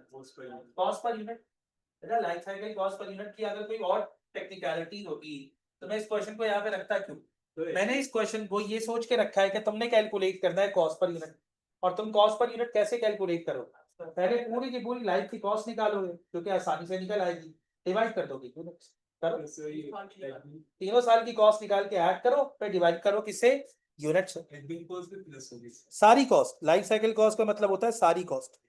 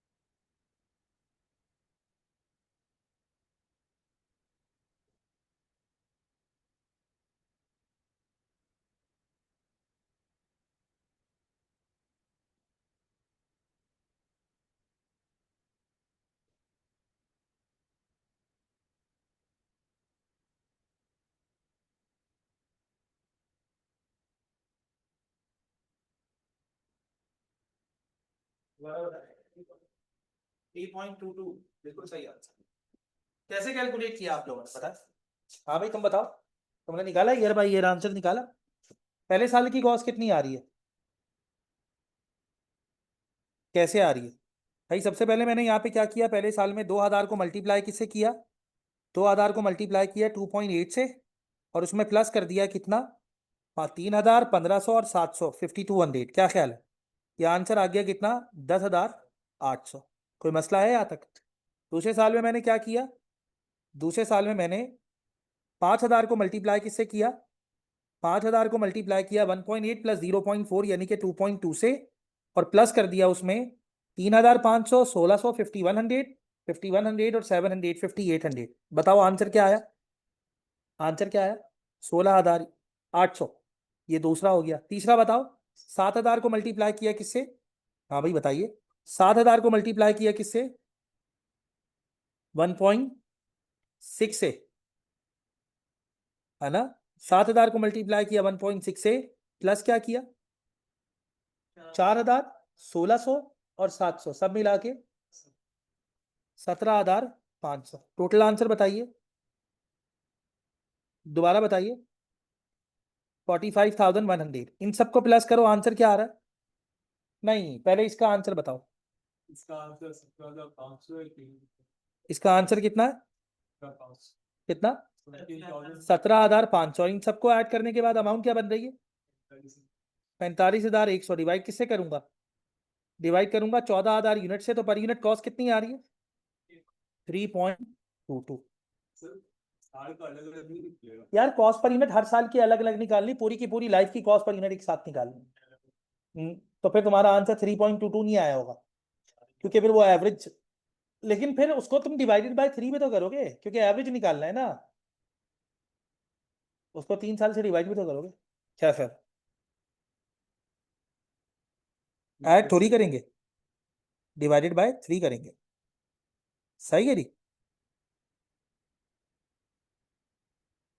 इस वाले एरिया को अगर तुम लोगों ने कोई भी वर्किंग कॉपी करनी हो, कॉपी कर लो, उसके बाद फिर अगले क्वेश्चन की तरफ करो। अगला क्वेश्चन फिर देखा तो ऑनलाइन बच्चे ठीक है। मैं खाने रेदा पा रेदा रेदा पा रेदा पा।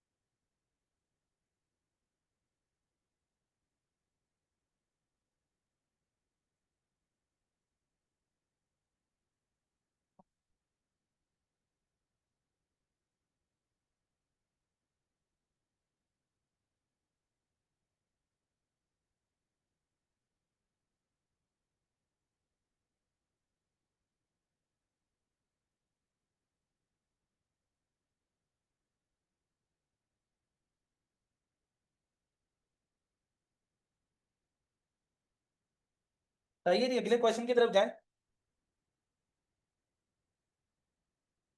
अगले क्वेश्चन में, अच्छा पहले तो मुझे एक बात बताओ, तुम लोगों को ये याद है मटेरियल प्राइस वेरिएंस कब आता है? कुछ आइडिया हो? नाम से ही पता लग जाता है मटेरियल प्राइस वेरिएंस। प्राइस क्या होगा? अच्छा एडवर्स, एडवर्स है या फेवरेबल? एडवर्स मतलब क्या होगा? खराब हो गई। मतलब प्राइस खराब हो गई। प्राइस खराब होने का मतलब क्या है? बढ़ गई या कम हो गई? क्या? इंक्रीज हो गई। मटेरियल की प्राइस क्या हो गई? इंक्रीज हो गई। उसकी वजह से तुम्हें फायदा होगा या नुकसान होगा? नुकसान होगा जब भी एडवर्स। यानी अगर तुमने सोचा था कि मटेरियल की प्राइस कितनी होगी $10, तो एक्चुअल कितनी है? 11, 12, 13, 14, जो भी सही। अब तुमने यहाँ पे क्या करना है बेसिकली, उसके साथ स्टेटमेंट्स को रिलेट करना है। कौन सी स्टेटमेंट्स ऐसी हैं जिनकी वजह से मटेरियल प्राइस वेरिएंस एडवर्स होता है? 3 स्टेटमेंट है। सही है, बात करें। हाँ 3।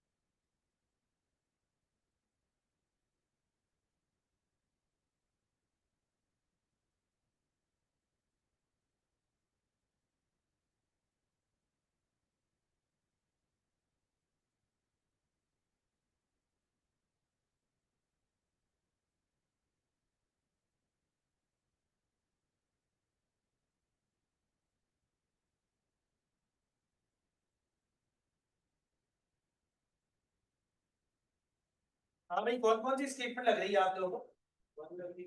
वन होगी या नहीं होगी? वन होगी, क्योंकि वन की वजह से प्राइस क्या होगा, एडवर्स हो सकते हैं, सही है। नंबर टू होगा या नहीं होगा? नहीं होगा, इसकी वजह से वो फेवरेबल हो सकता है। नंबर थ्री एडवर्स होगा, फेवरेबल होगा। और नंबर फोर, सप्लाई जब मार्केट में ज्यादा आती है तो प्राइस कम हो जाती है, बढ़ जाती है, कम हो जाती है, क्या ख्याल है? नंबर फाइव होगा? प्राइस होगा 5 नहीं होगा। फाइव होगा, सिक्स नहीं होगा बेटा। जब इंटरनेशनल मार्केट में ऑयल की प्राइसेस बढ़ती हैं, वो क्या कह रहा है? वो ये कह रहा है कि हम आपसे चार्ज कर रहे हैं डिलीवरी चार्जेस पर यूनिट के ऊपर, और वो हम कॉस्ट प्लस के ऊपर क्या करते हैं, बेसिकली कैलकुलेट करते हैं। तो जब ऑयल की प्राइसेस बढ़ी तो शिपिंग की कॉस्ट बढ़ जाएगी, ये सही है नहीं? चले आगे चले, यहाँ तक हो गया।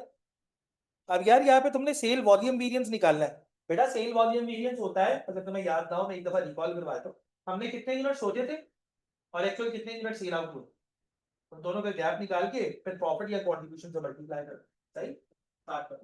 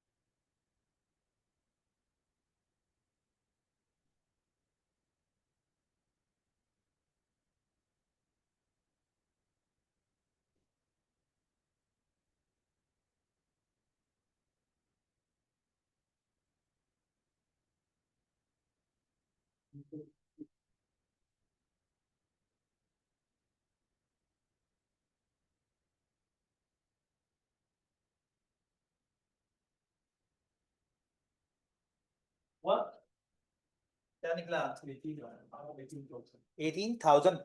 पहले तो सबसे पहले ये बताओ तुम्हारी एक्चुअल यूनिट्स कितने सेल आउट हुए? क्या लिखा हुआ है? Bloom limited was the subject of the following press story. Bloom के बारे में ये प्रेस स्टोरी है। Bloom is proud to announce that it has managed to maintain its market share despite an overall increase in the market size by international, यानी market के अंदर 10% ज्यादा unit sell out हुए।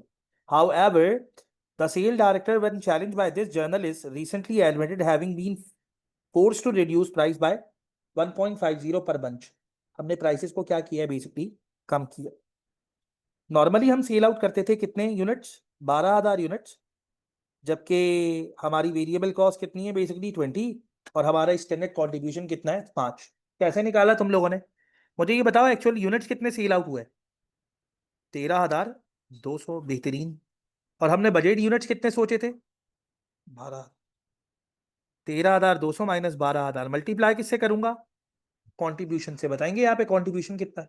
सर 5 पे लेकिन नहीं, इस यहाँ पे लेते हैं हमेशा स्टैंडर्ड कंट्रीब्यूशन. हाँ हाँ, एक्चुअल थोड़ी लेते हैं, स्टैंडर्ड लेते हैं. स्टैंडर्ड कंट्रीब्यूशन कितना है, स्टैंडर्ड कंट्रीब्यूशन है बेसिकली 5. तो आंसर क्या आएगा बताओ, 1200 मल्टीप्लाई बाय 5 का आंसर क्या आएगा, 6. नहीं नहीं, 6,000. 13,200 माइनस 12,000 मल्टीप्लाई बाय 5. सही है, तो आंसर क्या आएगा, 6,000.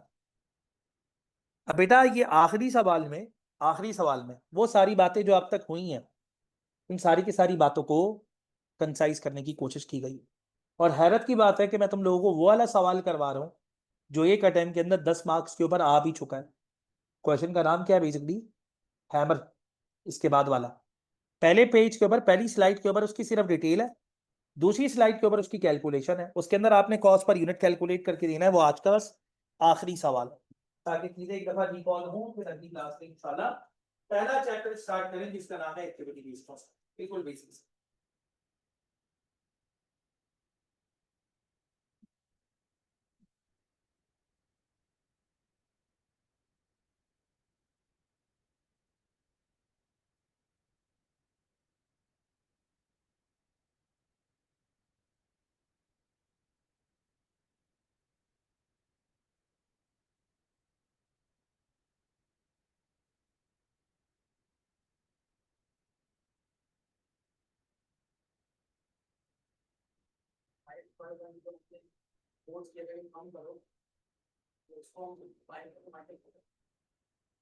नहीं, पता है क्यों, क्योंकि फार्मूला जो है ना, वो बेसिकली है actual sale units minus budget sale unit multiply by standard contribution.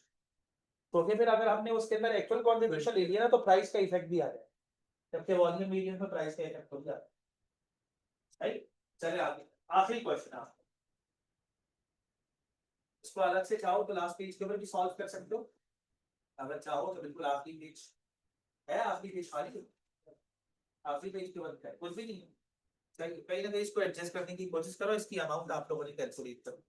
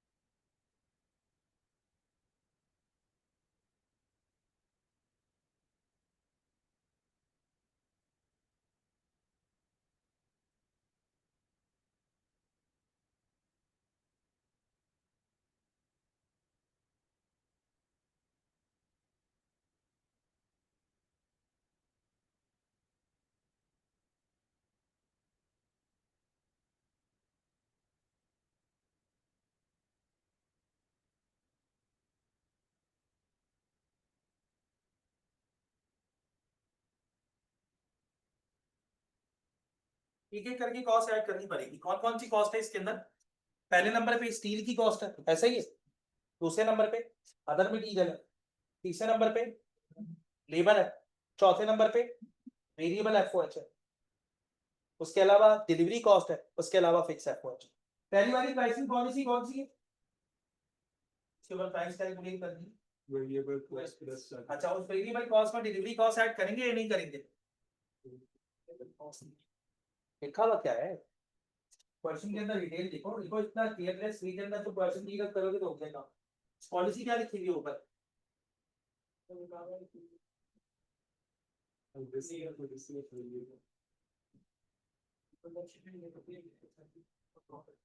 हाँ, तो डिलीवरी कॉस्ट ऐड करते हैं या नहीं करते? लिखा हुआ सही।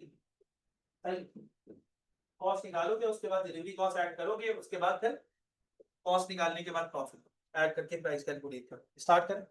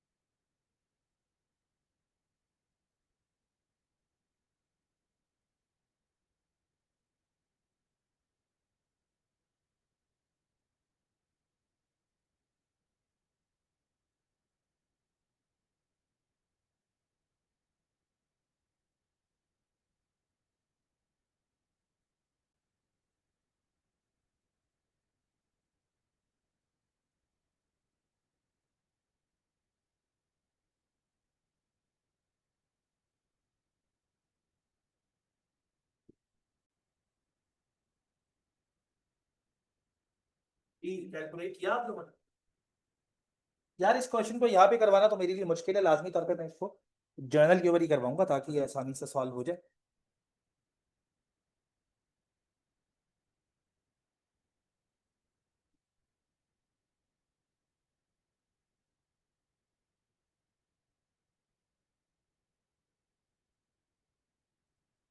आप लोगों ने स्टार्ट किया इस क्वेश्चन को या अभी टाइम लगेगा?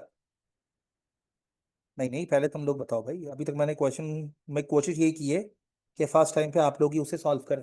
सही है। तुम लोगों ने क्वेश्चन स्टार्ट किया? बिल्कुल भी नहीं। हाँ, क्या चीज? कौन कौन सी कॉस्ट रखी है तुमने? वही वाला लॉस वाला केस तो वही वाला है जो अभी हमने किस में देखा था, मटेरियल में और साथ में लेबर में। ऐसा ही है। हाँ भाई, पहली कॉस्ट कौन सी रखोगे यहाँ पे? जी बताइए। पहली कॉस्ट कौन सी रखेंगे आप लोग? पहले नंबर पे आप कॉस्ट रखेंगे स्टील की। मुझे बताएंगे यहाँ पे स्टील कितना चाहिए? पहले यार जरा मैं क्वेश्चन एक दफा रीड आउट कर लूँ ना तो वो ज्यादा अच्छा हो जाएगा। लिखा हुआ है Hammer is a large garden equipment supplier with retail store throughout tool line. यानी बेसिकली इसके अलग अलग स्टोर्स हैं। आगे लिखा हुआ है many of the product it sells are bought in from outside supplier but some are currently manufactured by the Hammer own manufacturing division जिसका नाम क्या है? Neil. The prices a transfer price that Neil charges to the retail store are set by head office and have been the subject of some discussion. The current policy is for Neil to calculate the total variable cost of production and delivery and add 30% for profit. Neil argue that all costs should be taken into consideration, offering to reduce the markup on cost to 10% in this case. The retail store are unhappy with the current pricing policy, arguing that it results in prices that are often higher than comparable products available on the market. पहले हमारे पास क्या था? Variable cost plus 30% और अब क्या है? Full cost plus 10%. Neil has provided the following information to enable a price comparison to be made. of the two possible pricing policies for one of its product. आइए, पहले number पे क्या लगेगा? Steel कितना लगेगा? 0.4 kg। 1 kg का rate क्या है? 1 kg का रेट क्या है? $4। और इसमें 5% लॉस भी होता है ऐसे ही। अदर मटेरियल कितने का है? $3 का 1 kg। कितना यूज करेंगे? 0.1 kg। इसके अंदर लॉस नहीं है, क्या है? कॉस्ट कम होगी, बढ़ेगी? कम होगी। आगे सुनो, उसके बाद क्या लिखा भाई? लेबर टाइम क्या है? 0.25 आवर्स। लेबर का रेट क्या है? 10। वेरिएबल ओवरहेड कितना है? 150% ऑफ लेबर कॉस्ट। और फिक्स ओवरहेड कितना है? 80% of variable overhead. Delivery cost कितनी है? 0.5 पर गार्डन शेप। 0.5 पर गार्डन शेप। सही है भाई? स्टार्ट करें?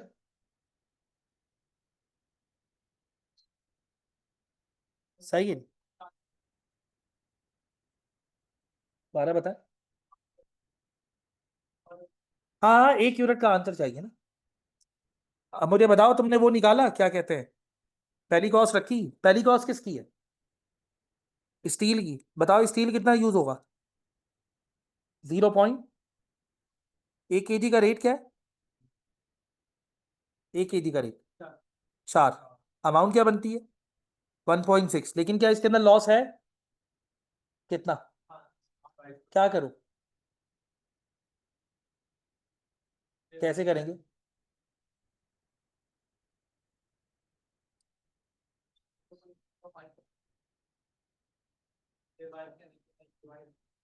डिवाइड किया ना? किससे डिवाइड किया? 95% से। 95%। क्या आंसर आया इसका? 1.684। स्टील के बाद अगली कॉस्ट कौन सी? यही आ रहा है या कुछ और आ रहा है? यार उसमें भी यही वाला मसला आ रहा है, तो हमेशा उसको 5% लेके ऐड क्यों कर रहे हो? वो ग्रॉस अप वाला जो सिनेरियो है वो क्यों नहीं अप्लाई कर रहे? क्योंकि पहले वाले में भी यही हुआ, दूसरे वाले में भी यही हुआ, यहाँ पे भी यही। ग्रॉस अप तो करना पड़ेगा ना यार। सही। ये थोड़ी मैं उसका 5% लेके ऐड करूँ। अच्छा, स्टील के बाद अगली कॉस्ट कौन सी है? Other material. बताओ अदर मटीरियल कितने का है? $3। ऐसा ही है? 1 kg कितने का? $3 का। और कितना kg चाहिए? 0.1। अमाउंट कितनी आती है? 0.3। लेकिन 10% डिस्काउंट है, तो कितने परसेंट लूंगा? 90%। तो आंसर क्या आएगा? 0.27।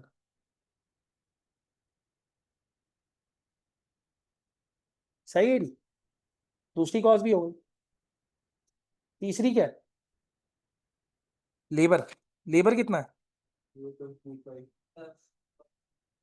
लेबर कितना है? $10 का।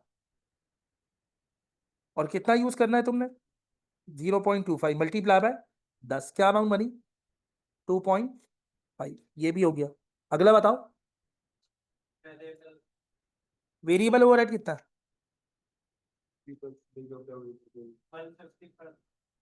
150% ऑफ। क्या लिखा हुआ क्या है? 150% of labour cost. Labour cost कितनी है? 2.5। उसका कितने परसेंट? 150%। कितना होगा? 3.75। क्या और कोई कॉस्ट ऐड करनी है वेरिएबल कॉस्ट प्लस 30% में?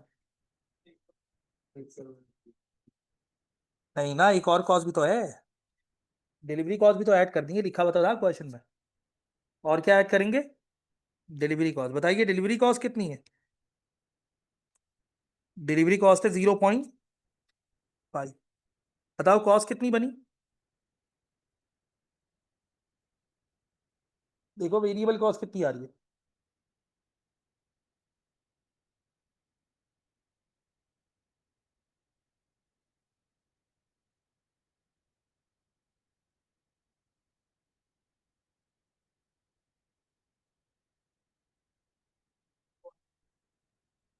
8.7। 8.7। ये बताओ प्रॉफिट कितना है? 30%। लगाओ 30% प्रॉफिट।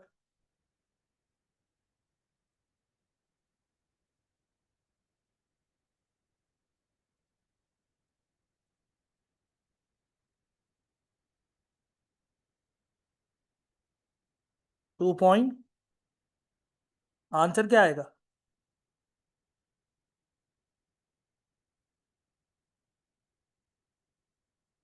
क्या हो गया यार, कम बात नहीं है, फिक्स हो गई थी ना, गई थी नहीं ना, क्योंकि पहले वाले में तो वेरिएबल कॉस्ट प्लस 30% वाली प्राइस निकालनी है। रिक्वायरमेंट क्या लिखी हुई? कैलकुलेट करो वेरिएबल कॉस्ट प्लस 30% वाली पॉलिसी। क्या प्रॉफिट कितना, प्राइस कितनी बन रही है? 11.31।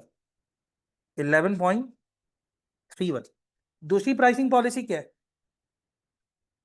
फुल कॉस्ट प्लस कितने परसेंट? 10%। ये बताओ वेरिएबल कॉस्ट कितनी है? 8.7। इसमें एक काम करते हैं, फिक्स कॉस्ट भी ऐड कर लेते हैं। बताओ फिक्स कॉस्ट कितनी है? वेरिएबल एफओएच का कितने परसेंट? 80%। वेरिएबल एफओएच कितना है? 3.75। 3.75 का 80% कितना बनेगा? 3। आंसर क्या आएगा? 11 पॉइंट, ये क्या बन जाएगी तुम्हारी कॉस्ट। कॉस्ट में ऐड क्या करूंगा? प्रॉफिट। प्रॉफिट कितने परसेंट है? 10%। अमाउंट क्या आएगी? 1.17। प्राइस क्या बन जाएगी अब?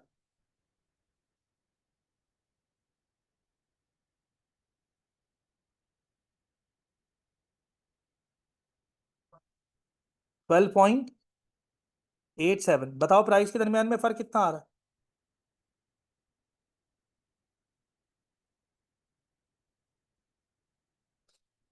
1.5। सही है, यहाँ तो कोई मसला। तो ये कुछ पुरानी बातें हैं जो हम लोगों ने रखी हैं, सही है। इसको हल्का फुल्का आप लोग रिकॉल करें, सही है। बाकी जो है वो अगर आपने F2 की कुछ चीज़ें रिकॉल करनी है तो उसके लिए मैं आप लोगों के साथ अपना नंबर शेयर कर रहा हूँ, सही है। तो अगर आप लोग मुझे मैसेज कर देंगे ना, तो मैं उस स्पेसिफिक एरिया, यानी कॉस्ट क्लासिफिक, कम से कम कॉस्ट क्लासिफिकेशन, कॉस्ट बिहेवियर की एक स्पेसिफिक आप लोग के साथ कुछ मटेरियल शेयर कर दूंगा।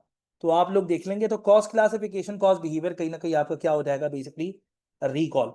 अगर आपने कॉस्ट क्लासिफिकेशन, कॉस्ट बिहेवियर कहीं ना कहीं रिकॉल कर लिया ना, तो चीज़ें आहिस्ता आहिस्ता थोड़े से कंट्रोल में आ जाएंगी। बाकी नेक्स्ट क्लास में इंशाल्लाह हम एक्टिविटी बेस्ड कॉस्टिंग की तरफ मूव करेंगे, एबीसी की तरफ। तो फिर एबीसी को इंशाल्लाह जो है वो हम लोग डिटेल में देखते हैं इसके बाद, सही है जी। तो आज यही तक रखते हैं, नेक्स्ट क्लास में इंशाल्लाह इसको आगे बढ़ा, सही है जी। तो नंबर आप लोग नोट कर लीजिएगा, ताकि अगर कोई स्पेसिफिक एरिया आप लोगों ने डिस्कस करना हो, जैसे सपोज करें कि कॉस्ट क्लासिफिकेशन, कॉस्ट बिहेवियर, तो उसका स्पेसिफिक मटेरियल मैं आपके साथ शेयर करूँ, सही है। नेक्स्ट क्लास में इंशाल्लाह इसको आगे लेके